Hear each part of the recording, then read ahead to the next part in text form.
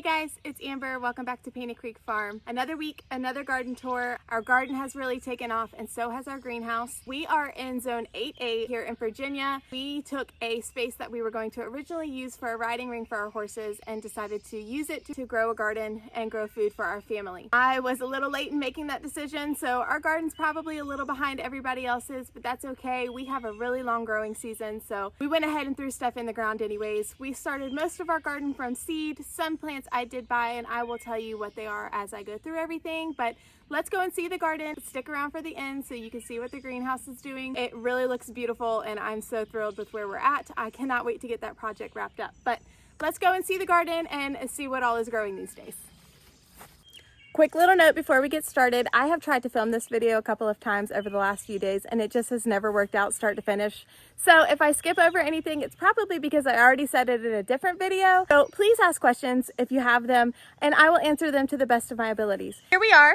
Here's the garden. She is really starting to fill out. It is so nice to see everything green and plants producing. It is just the most magical space to me. I absolutely love it up here. I am treating these plants like they are my children. First bed here is zucchini. The zucchini are really doing great. I don't know what is going on, but they really seem to love where they are at. I am so thrilled with the way that the zucchini look. I just couldn't be happier. The plants look really healthy and I'm hoping that they'll stay that way. These pickling cucumber plants are ones that I bought. I did start the zucchini from seed. This one over here is extremely happy. This one had a little bit of pest pressure and I actually put some neem oil on it when the sun was out and I burned some leaves. Like you can see some over there have burnt. So that was my bad. Please don't make that same mistake. But it is still flowering. It's still growing. It's just not quite as thriving as this one is. This bed, we have radishes. So we have the white radishes and the red radishes. And they are really getting big. I think it's almost time for us to go ahead and harvest these. They are starting to get large, especially some of the white ones. So I'm gonna give them a couple of more days and hope that they aren't bitter because of the heat. You know how root vegetables can get a little bitter in the heat, and I'm gonna hope that they're not. Our beets never really did well. I'm not sure if they still just need some time or what is going on, but they certainly are not as happy as the radishes are. I cannot wait to see these trellises just covered in plants. This cucumber over here really is an overachiever and is starting to reach the top of the trellis. So that's going to be the most beautiful thing when this whole walkway is just covered in plants. This bed has kohlrabi and kajari melons. So the kohlrabi, I did not know. I thought that they were going to grow like the radishes, where they were going to bulb up on the bottom.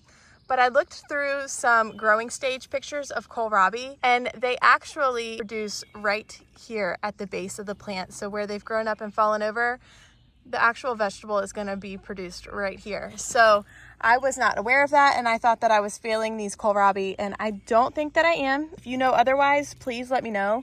But I think that they're going to be okay. These kajari melons.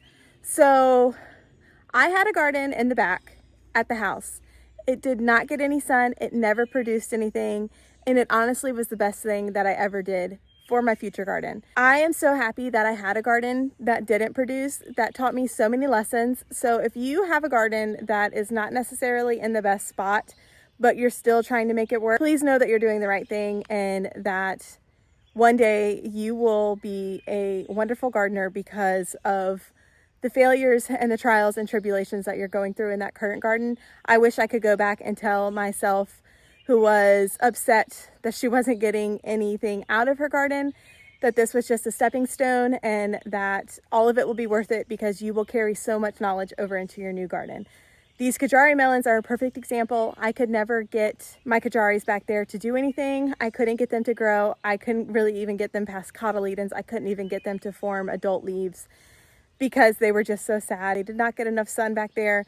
And now I am so grateful for these kajaris that really seem to be doing well. And same goes for the rest of the garden. Having one that just didn't do well has made me really take care of and really pay attention to this garden and really just be grateful for every single even leaf that has come up, let alone the fruits that are starting to be produced. So if you're at a stage where everything's just not going right, just keep pushing through. It's going to end up working out and you're going to learn a lot of lessons along the way. Look at them. They are really starting to get some good leaves on them. This one is a little far behind these guys, but I have at least two, maybe three really good plants that look promising. Being able to see those plants reach up and touch a trellis is just going to really make me happy. So this bed, the K bed, is really doing good. Next up, we have bottle gourds, which I totally skipped over in last week's video and now are just ready to take over all of Virginia. I need to train these. I need to get these up on this trellis. They were not even half of this size yesterday. So they're growing fast and I need to move them up onto this trellis before they take over literally all of my walkway. The okra are so much happier. I know that looks like a sad leaf, but if you compare them to last week's video, they look so much better, and they're actually darker green in real life than they are in person. I do have some sunflowers kind of in all of these beds. Like there's some in between the zucchini here too. I absolutely love sunflowers. If you know me personally, you know why.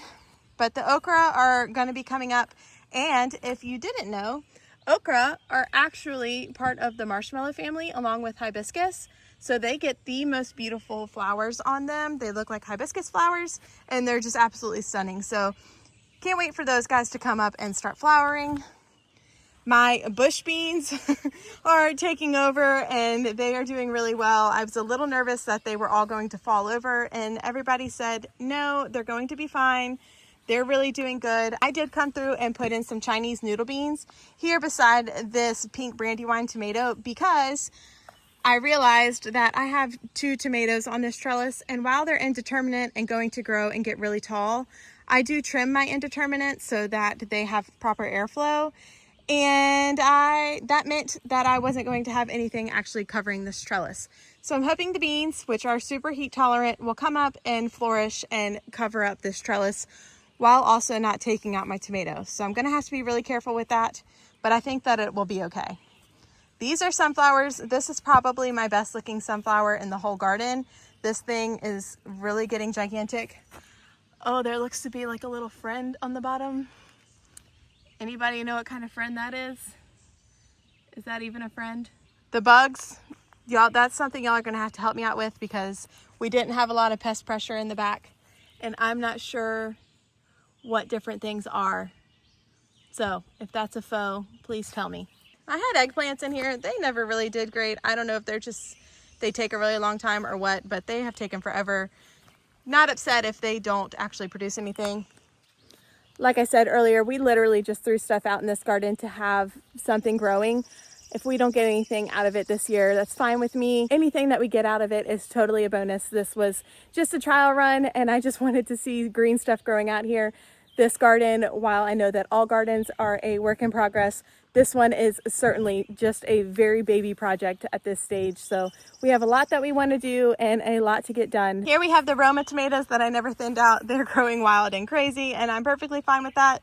This is a determinate variety, so they're going to stay nice and bushy and small and they will do just fine over here. This is a Cherokee purple. Oh, and these are marigolds. I have marigolds kind of sprinkled in all of the beds to help with pests, but this Cherokee purple has the most beautiful little set of tomatoes on it. I am so excited about these. They look perfect. They don't look like they have any cracks or breaks or anything in them at this stage. They're just beautiful. Scooting over to this side, this is a Japanese cucumber that I got for my son. He is in a big everything Japan phase right now. So this is throwing off some little tiny cucumbers right now, but they're gonna get going quick. I'm trying to be good about watering everything consistently. So the cucumbers are really starting to come. Those are a slicer cucumber versus the pickling over there. This is a pepper bed. Now, y'all let me look dumb when I called these zinnias. These are not zinnias, these are cosmos. I went through and looked at pictures.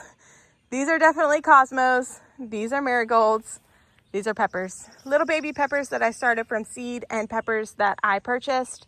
We have a yellow bell pepper and an orange bell pepper. These are the little lunchbox variety, which I love with some cream cheese and everything bagel seasoning. I can't wait for these to be ready. Our first little snack from the garden. So we have a big one there and then 2 little guys on, oh, and a third. I hadn't seen him yet. A third one coming up there on this plant. So those I think are going to be really good. And then this guy, this bell pepper, is starting to come up as well. Last bed out here, and then we will go over to the in-ground and the kitchen garden. This is florals. So these are zinnias. Y'all let me look silly calling the other ones zinnias. These are the zinnias with the bigger leaves. And I'm going to have a million. I also wasn't really planning on having a floral bed here forever, but I think I'm gonna kind of not have a choice because zinnias are such fierce reseeders that I think they're just gonna be here forever. And that's okay, I guess. I don't necessarily need this bed, but it is what it is now. I can't wait to see them with blooms. I'm super excited for the flowers to come up and hopefully bloom. Somebody did tell me in the last video that the hollyhocks are not going to produce flowers this year. That makes me a little sad. I'm kind of still hopeful that that's not the case, but I'm sure she's right. So even if they take 2 years, I will have this bed probably covered in zinnias. So the hollyhocks will just get to stay and have next year to bloom. The variety that I used for the hollyhocks are beautiful. So whenever they come up, it's going to be absolutely gorgeous. And then there's all sorts of other stuff planted in here. I just kind of chaos planted this. This tomato down here is another heirloom. This is the Black Prince. And it has 4 little baby tomatoes on it right now. Little teeny guys, and they all look great as well.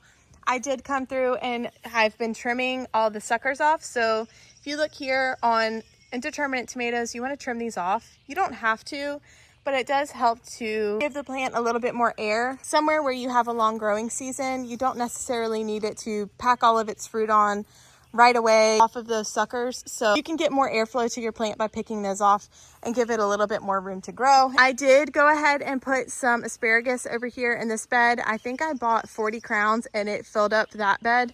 I thought I was going to get 40 crowns and it was going to fill up both of these, but it only filled up one and they may or may not make it. I don't know. I got them on a really good sale. So there's nothing out here right now, as you can see, except for the asparagus crowns that are under the ground. And this one that my puppy dug up. So let's give her a little coverage. But there are asparagus out here. I went with the purple asparagus for this side, and then I probably will do the regular asparagus on that side. Moving over to the in-ground garden. This is what really needed fed. And I'm sure you will see if you watch last week's video, you will see the difference. Like, look at these squash plants now. They are just so much happier. So much happier so that they are throwing off squash now. This one actually has 2 little squash on it. Hopefully these guys will get pollinated when these flowers open. I did end up going and buying some straight necks. The ones that I put in the ground from seed are crook necks. And then these are straight necks, mammoth sunflower, and some more of the straight necks. So the little bit bigger ones are the straight necks that I bought from the store. My husband started panicking and then he panicked me and was like, we need to buy more squash plants. Yours are gonna die. And now mine look fabulous and actually already have squash starting on them. So it is what it is. Now we just have more squash plants. Watermelons are starting to come up and starting to get their little adult leaves. They are much happier now after being fed. Same with the sunflowers out here. So we have little watermelon plants that are really starting to come up.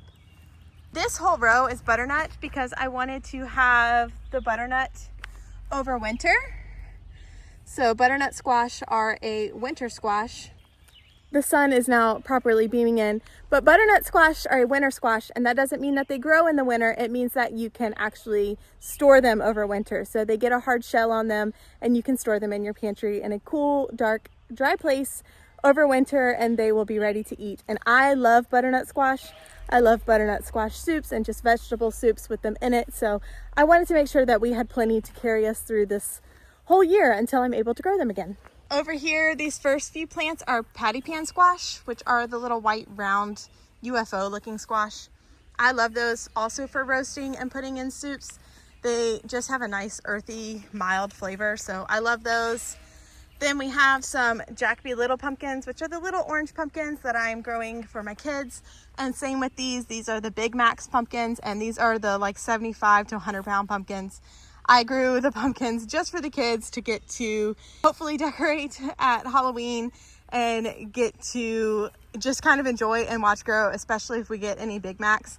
I think that they will think that's so cool. So now let's go check out the kitchen garden and one of my green stalks. So here's the kitchen garden. It's actually right outside of the garden house, greenhouse, whatever you want to call it. And these plants that you see were actually in a green stalk back at the house, and they have been totally neglected for years. And so this is lemon balm that I threw in the end of this bed. And then we have some Japanese mountain chard that is coming up here.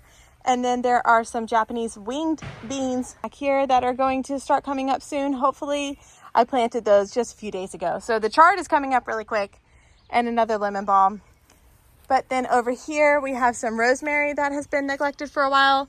This, I think, is going to be such a pretty bed when the rosemary really fills out and the oregano kind of covers everything.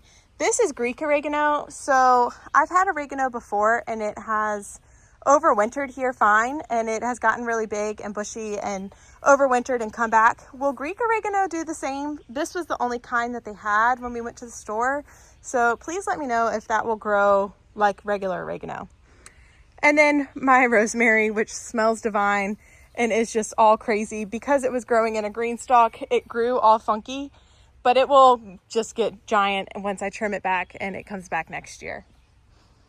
My green stalk over here, I wanted some color up here, so I got my husband to get me some petunias, and he did so good. Look how pretty they are. These are just beautiful, and these little pink ones have perfect little hearts on them. How sweet is that? I need to come through and pick off these blooms. Don't forget, y'all, that when you have petunias, you need to deadhead them and make sure that you pick off all of the old blooms. But they're just so pretty. I love the red, all of the variety of the color. But in here, I do have some lettuce that I went ahead and threw in here. And I have some borage that's coming up. And then I did throw some peas in here. I'm not sure how I'm going to do these because they need a trellis, but I'll figure that out once they get to that size. So there's just a few random things that I threw in from some old seeds that I had. Remember that your seeds are pretty much good forever as long as you store them properly. I actually store mine in a photo container from Michael's that I got on sale at the suggestion of Roots and Refuge Farm. So make sure you store your seeds properly and they will be good for years to come. And now for the grand reveal of the garden house and where it is at now. A friend saw my last video and was like, I have the perfect window for you. And she was absolutely correct. So this window actually only ended up having just a couple of inches on each side of it, just perfect for us to go ahead and cover and shiplap. It is so beautiful. I went through and I caulked all of the windows on this side, and I put a coat of primer over here. I need to do the window panes.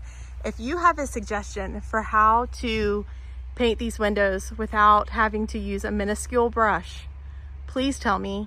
I don't know how in the world I'm going to go through and paint all of these window panes without getting it absolutely everywhere. But the garden house has come such a long way. We are going to frame in these little pieces on the end and put a piece of the roofing. So the clear roofing is going to go right here in these little end caps to keep that nice and open. I'm not sure what we're going to do here above the doors, probably also roofing, but I am just in awe with how this building is coming.